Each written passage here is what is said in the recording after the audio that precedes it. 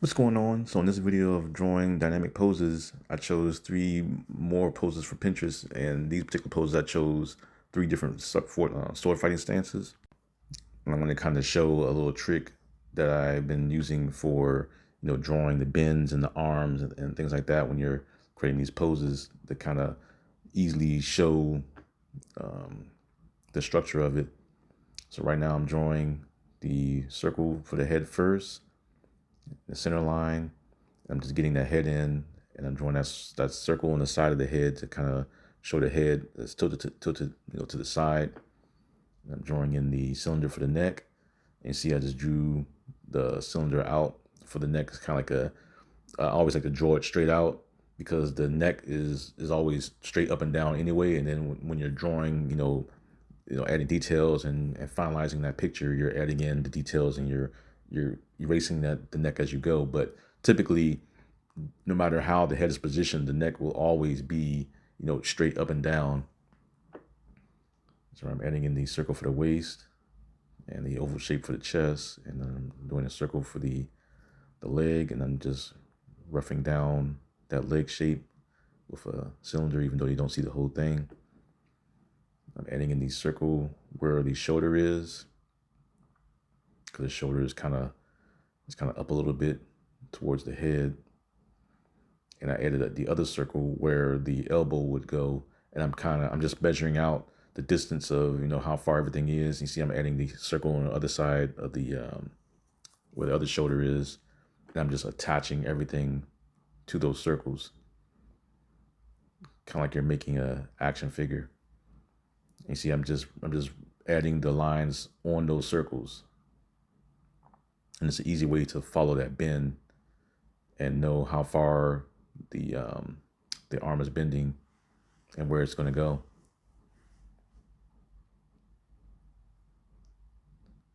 And I'm adding in that. I'm just roughing in some of the lines, trying to get the hand a little more loose as I go. I'm just drawing in the hand, and you've seen in my other hand tutorials before, or other videos in general, when I'm drawing hands, I like to do the cylinders for each of the fingers, 3 cylinders for the fingers, and then work my way from there. You see those last 2 fingers, I kind of left them together, almost kind of like they're merged together, only because I separate it as I go, and any details I'll eventually separate that and add those lines in. This is kind of like a quick rough sketch to get the hand out there, and then after that I just start to structure in the little cylinders for each of the fingers, as you see me doing right here. I'm just adding a little slight detail, making sure I get the hand just right in there. Now this part is kind of tricky, but the more you do it, the more you get used to it. And so I know the sword is up above, so I kind of just drew the sword out first. So I'll draw like a stick form, and then I kind of just go, based off of that, and I start to draw the other arm and measure out, how far it is towards that stick, and start to draw the sword within that. So right now I'm adding in lightly some small details to the sword to kind of get that general idea of the sword in there, like the handle and the shape of the handle. And then again, you're roughing out these shapes. You're not really detailing it that much. You're just, roughing it out, getting the initial pose in there. That way, when you start to actually add details to it, you can fine detail it to make it into whatever you want to make it. So I'm just roughing everything in there quickly.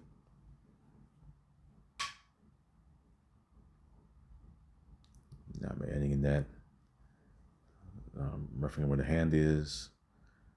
And I'm just drawing the arm based off of that.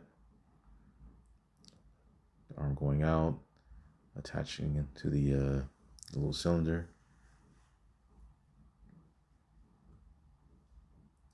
I was roughing the shapes in each of the fingers. I always like to do the cylinders for the fingers, and then where the knuckles are, I'll typically draw circles where the knuckles are. That way, when I'm, detailing, I'll know where the little knuckle part of the hand is when I'm drawing that in. So I'm just adding in the handle down the other end. Sometimes when I'm drawing these poses, sometimes the handle on the sword will look like it's kind of broken, only because I'm not really using a ruler. But if it's broken, it's fine, because once you go back into this and erase it and add details, then you start to use a ruler and fine tune everything. This phase is always just a base phase for creating your figure.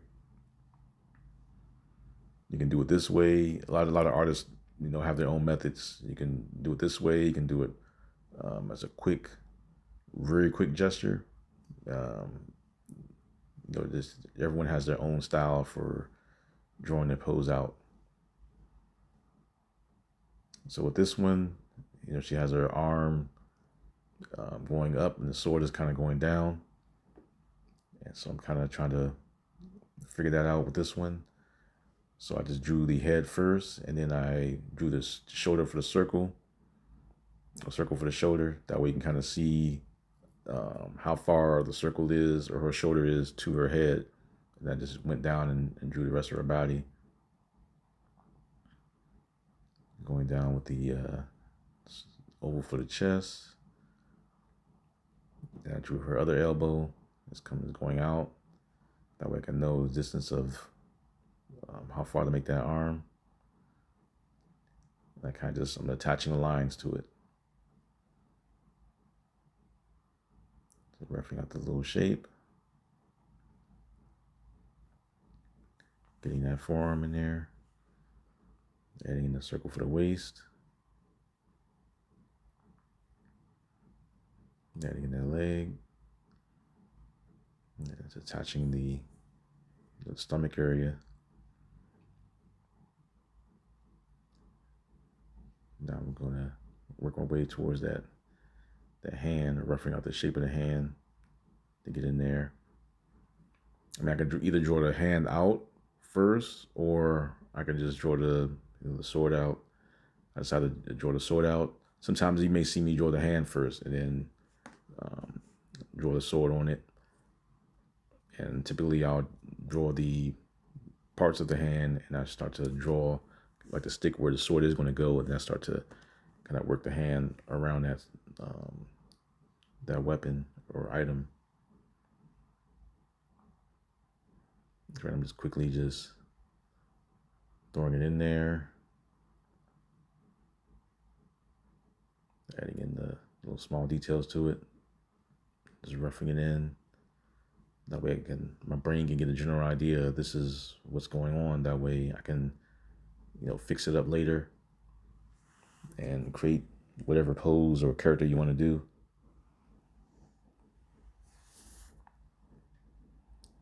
I'm just bringing it down, adding in some slight details to the handle of the sword. And kind of working like a little rib cage area there. And now I'm drawing the sheath of the sword, which is being held by her other hand. Her other hand is kind of hidden, so you only can really see a part of it. So I kind of drew the a piece of where I think the hand is connecting.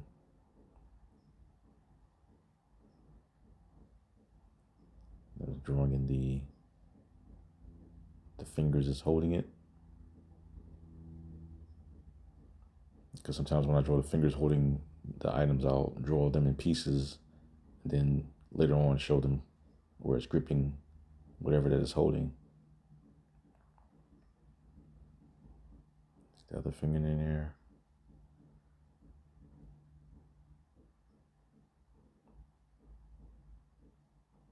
And darkening some of the areas. That way my brain doesn't get too confused when I'm trying to look and see where these things are. Adding her thumb and part of her palm that's hidden behind that sheath of the sword. Now let's darken up some more.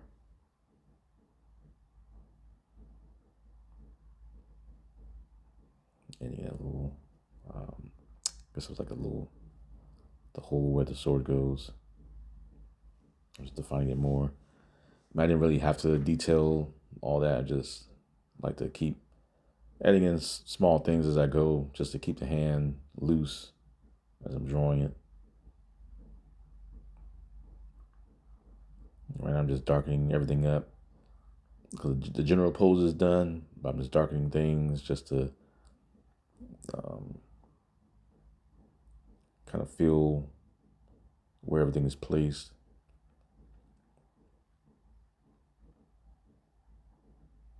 That way, when I start to draw that final product, I can have a feel for it and know how to do it. Now with this one, she has the sword upwards going down, and she's kind of laying it on her hand on the bottom. So I start out the same way as the other ones, where I do the circle for the head, and her head is tilted to the side. So I draw the little line where her eyes are gonna go, the circle on the side of the head. That shows when the head is tilted. You see, I'm adding that neck going down like before, and adding in the oval shape for the body, getting that in there. Because almost every pose, you're drawing the oval shape. The oval shape will always be kind of positioned the same way, and usually it depends on where that center line is. And I think in this case, the body is tilted to the side, so you won't really notice it as much. But in my other poses, you'll see, I have the circle the same way, but the center line will be, bent a certain other way. So it all depends on, the position of the person that's posing in the image. So I did this the same as before, measuring it out. So I drew the circle where the shoulder is, then the circle where the elbow is going to be, and I start to attach it like you're putting together the figure, like I mentioned earlier. I'm drawing out the forearm attached to that circle where the elbow is. And to me, making a circle where the elbow is and where the shoulder is an easy way of figuring it out. You're trying to measure things out. It's the best. To me, that's the best method for measuring things out when you're trying to place the body parts in the image that you're drawing. This circle for the elbows by her top of her head. So I drew the circle by top of her head, and I'm just connecting everything as I go.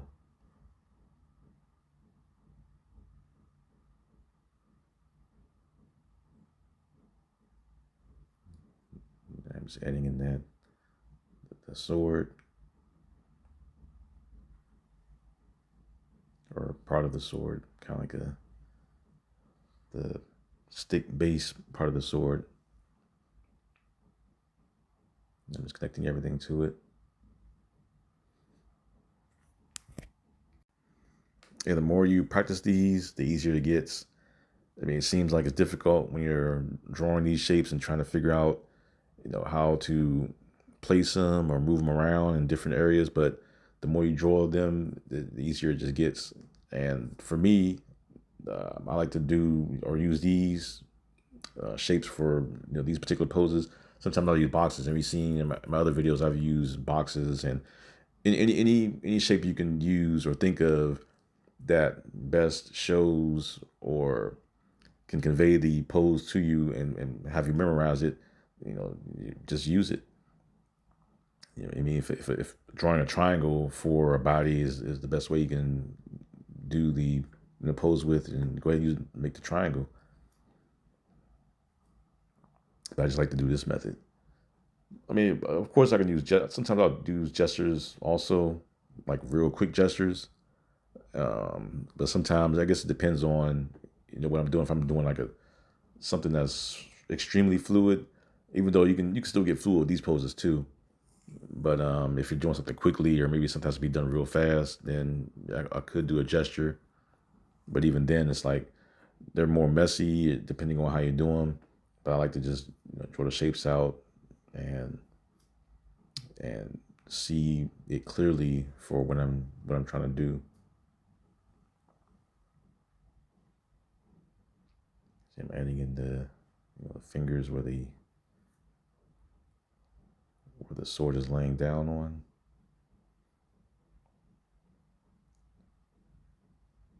So I'm drawing the fingers out.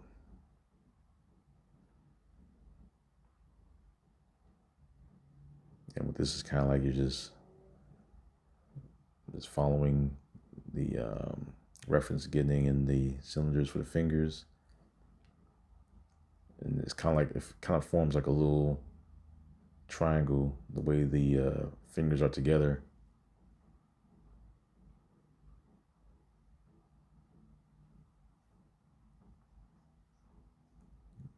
Trying to like darken them up. It's always a trick figuring out the positioning of the hand, especially when it's tilted a certain way, and sometimes it can be difficult drawing them. The more you draw hands, the easier it gets. Yeah, you have to draw hands and also feet too. I'm just adding in the handle for the sword, getting that in there.